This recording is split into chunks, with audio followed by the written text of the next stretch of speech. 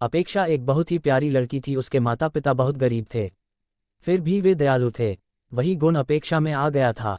वह जिस किसी को मुसीबत में देखती तो उसकी मदद करती थी। उसकी शादी नवीन नाम के लड़के से हुई। वह भी गरीब परिवार का था। नवीन और उसके माता पिता सभी लोग मजदूरी करने जाते थे और उसी से उनकी गुजर होती थी। यहाँ भी अपेक्षा का वही हिसाब था। अगर कोई उसके पास मांगने आ जाता तो वह उसे दे देती। कभी कोई पड़ोसन आ जाती और कहती, पड़ोसन बहन तुम्हारे पास थोड़ी चीनी होगी, आज हमारे यहाँ चीनी खत्म हो गई है, मेरा बेटा दूध के लिए रो रहा है, वह ऐसे दूध ही नहीं पीता। तो वह उसको कटोरी में चीनी ऐसे ही दे देती। कभी कोई और पड़ोसन आ जाती और कहती, पड़ोसन दो बहू कुछ रुपये उधार दे दो, मैं बच्ची की दवा देने जा रही हूँ, मेरे पास नहीं है, मैं तुम्हें वापस कर जाऊंगी बाद में। तो अपेक्षा दे देती। उसकी सास उसे डांटती, सास तुमने क्या धर्मशाला खोल रखा है, हम लोग कौन से अमीर है, कोई ना कोई तुमसे मांगने चला आता है और तुम उसे दे देती हो। फिर ऐसा होने लगा कि अपेक्षा सबके सामने किसी को कुछ नहीं देती, लेकिन फिर चुपके से दे देती थी। पूरे मोहल्ले के औरतें जब इकट्ठे होकर जब बातचीत करती तो कहती, ऐसी बहू हमने कभी नहीं देखी है, वह तो बहुत अच्छी है, इनके घर में तो लक्ष्मी आ गई है, लेकिन बेचारी बहुत तकलीफ भोग रही है। अपेक्षा के इस भावना से उसकी सास और नवीन उससे बहुत नाराज हो जाते थे। एक बार ऐसा हुआ कि लगातार पानी बरस रहा था, सब लोग मजदूरी करने गए। वे बाजार में खड़े थे और कोई काम नहीं मिल रहा था। फिर सब लोग लौट आए। सभी को काफ़ी भूख लग रही थी, कई दिनों तक उनको कोई काम नहीं मिला। वे बाजार जाते खड़े रहते और घर वापस लौट आते। जो कुछ घर में रखा था वो पहले ही खत्म हो गया था। अब घर में खाने के लिए कुछ भी नहीं था। वे सब बहुत भूखे बैठे थे और कह रहे थे कि सास हे भगवान, आज क्या खाएंगे, इतनी जोर से भूख लगी है, आज घर में कुछ भी नहीं है, आज मजदूरी नहीं मिली तो आज खाना भी नहीं मिलेगा। यहाँ तो रोज कुआं खोदो रोज पानी पियो वाली हालत है। तभी उसकी पड़ोसन पुष्पा आ गई कुछ मांगने। पुष्पा, अरे भाभी उदास क्यों हो, क्या हुआ? अपेक्षा, आज हमारे यहाँ कुछ है ही नहीं। इतना सुनते ही पुष्पा अपने यहाँ गई और दाल चावल और सब्जी ले आई। पुष्पा, अभी खाना बना लो, तुमने हमारी बहुत मदद की थी। अब अपेक्षा ने चूल्हा जलाया। पहले दाल चावल और सब्जी बनाई और रोटियां सेकने लगी। अपेक्षा, अम्मा जी आइए खाना खा लीजिए। सब लोग खाना खाने के लिए बैठे ही थे कि बाहर से आवाज आई, बूढ़ी औरत, क्या इस गरीब के लिए कुछ है, मैं बहुत जोर की भूखी हूँ। अपेक्षा ने बाहर निकल कर देखा तो एक बूढ़ी औरत खड़ी थी। बूढ़ी औरत, बेटी बहुत जोर की भूख लगी है, मुझे चक्कर आ रहा है, मुझसे चला ही नहीं जा रहा, मुझे कुछ खाने के लिए दे दो बेटी। अपेक्षा चक्कर में पड़ गई, खाना तो थोड़ा सा ही है, जो इतने लोगों के लिए भी पूरा नहीं है। वह सोचने लगी, है भगवान मैं क्या करूं, इन बूढ़ी औरत को खाना तो देना ही चाहिए।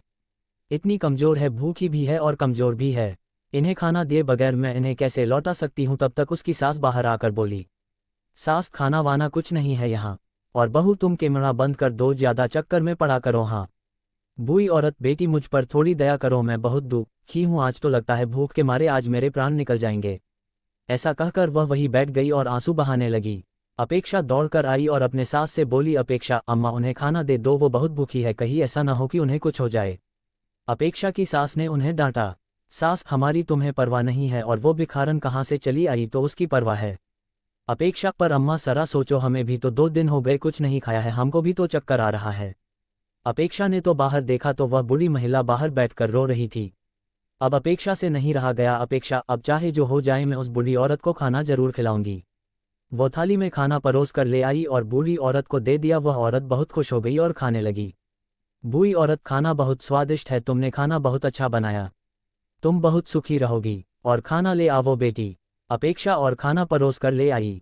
बूढ़ी महिला को पता नहीं कि कितनी भूख लगी थी, खाना खाती ही जा रही थी और मांगती ही जा रही थी, और ले आयो खाना। अपेक्षा दौड़कर अंदर गई और खाना ले आई।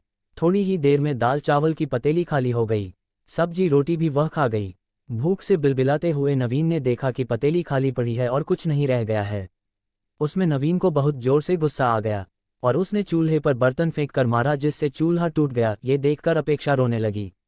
अपेक्षा, चूल्हा तो टूट गया, अब खाना किस पर बनेगा?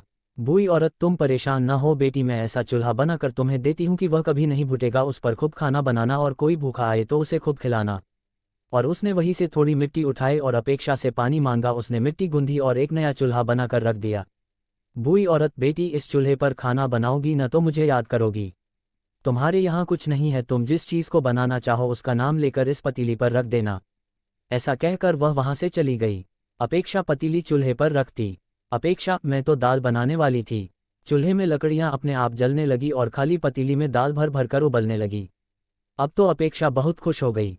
1 मिनट में पतीली में दाल अपने आप बन गई। उसने दूसरी पतीली चढ़ा दी और बोली, अपेक्षा, मैं तो चावल बनाऊंगी। देरी नहीं लगी और चावल भी बन गई। अब तो अपेक्षा जिस चीज़ को बनाना चाहती उसी का बस नाम लेती तो वह चीज़ बनती चली जाती। ये देखकर अपेक्षा के सास ससुर और नवीन बहुत खुश हो गए। वे अपेक्षा की प्रशंसा करने लगे। अब सभी लोग खा रहे थे। जिसकी जो भी खाने की इच्छा होती वे उसी पकवान का नाम लेता तो अपेक्षा उसे बना देती। अब अपेक्षा की सब लोग बहुत इज्जत करते थे। अब घर का कायाकल्प ही बदल गया था। इतने में बाहर से आवाज़ आती है, बेटी मुझ पर थोड़ी दया करो, मैं बहुत दुखी हूँ, आज तो लगता है भूख के मारे आज मेरे प्राण निकल जाएंगे। ऐसा सुनकर सभी घर वाले खुश होते हैं और अपेक्षा हमेशा की तरह उस मांगने वाले को खाना परोस के दे देती है।